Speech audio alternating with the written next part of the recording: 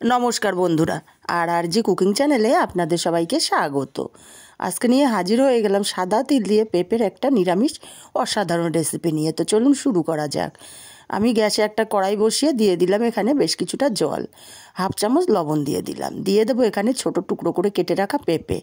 আমার পেঁপেটা একটু হলুদ হয়ে গেছে, পেঁপেটা শক্ত আছে।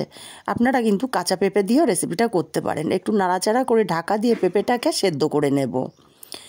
3 মিনিট পর ঢাকাটা খুলে নেব, দেখে নেব পেঁপেটা সেদ্ধ হলো কতটা। পেঁপেটা পুরোপুরি সেদ্ধ করে নিতে হবে। কাঁচা পেঁপে দিয়ে রান্না করলে পুরোপুরি সেদ্ধ করতে হবে। দেখুন পেঁপেটা সেদ্ধ হয়ে গেছে। এখন পেঁপেটাকে জল ঝরিয়ে উঠিয়ে নিতে হবে। পেঁপেটাকে জলের থেকে উঠিয়ে নেব জল ছেঁকে ছেঁকে। বন্ধুরা, রেসিপিটা ভালো লাগলে একটা লাইক দিতে ভুলবেন না। পেঁপেটাকে উঠিয়ে নিয়েছি, একটা মশলা করে নেব।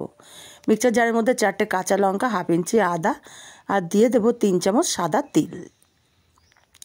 মিক্সচার জারটা ঘুরিয়ে গুঁড়ো করে নেব প্রথমে, তাহলে মশলাটা ভালো মতো পেস্ট হবে। তারপরে অল্প জল দিয়ে মিহি করে পেস্ট রেডি করে নেব।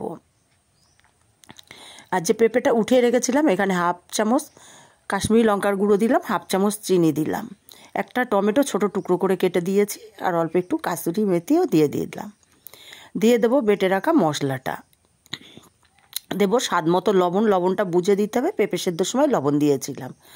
আর 1 চিমটি পরিমাণে হলুদ দিয়ে দিলাম।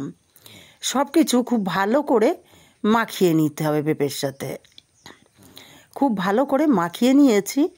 এবার একটা কড়াই গরম করে দিয়ে দেব 1 চামচ সর্ষের তেল। অবশ্যই রেসিপিটা সর্ষের তেলে করলে টেস্টটা খুবই ভালো আসবে। তেলটা গরম করে কড়ার গায়ে ছড়িয়ে দিয়ে একটা তেজপাতা ছিঁড়ে দিলাম, 2টো থেতো করা এলাচ দিলাম, আর 1 টুকরো দারচিনি। ফোড়নটাকে একটু নাড়াচাড়া করে ভেজে নিয়ে এখানে মশলা মাখানো পেঁপেটা দিয়ে দেব। পেঁপেটাকে দিয়ে একটু সময় নিয়ে কষিয়ে নিতে হবে। মিনিট 2-3 সময় নিয়ে পেঁপেটাকে কষিয়ে নিয়েছি। দেখুন তিল বাটাটা কড়ার গায়ে লাগা লাগা হয়ে যাচ্ছে, আর পেঁপেটাও শুকনো শুকনো হয়ে গেছে। এখন মিক্সচার জার ধুয়ে সামান্য একটু জল দিয়ে দিলাম। জলটা দিয়ে ভালো করে নাড়াচাড়া করে মিশিয়ে দেব। ভালো করে নাড়াচাড়া করে মিশিয়ে দিয়ে আমি ঢাকা দিয়ে আরও 2 থেকে 3 মিনিট রান্না করে নেব। 3 মিনিট পর ঢাকাটা খুলে নিলাম। এক্সট্রা জলটা অনেকটাই শুকিয়ে গেছে, আর তরকারিটা প্রায় আমার হয়ে এসছে। এখন একটু নাড়াচাড়া করে এখানে দিয়ে দেব সামান্য একটু গরম মশলার গুঁড়ো, আর খুবই সামান্য একটুখানি ঘি। ঘি আর গরম মশলাটা খুব ভালো করে নাড়াচাড়া করে মিশিয়ে নিতে হবে।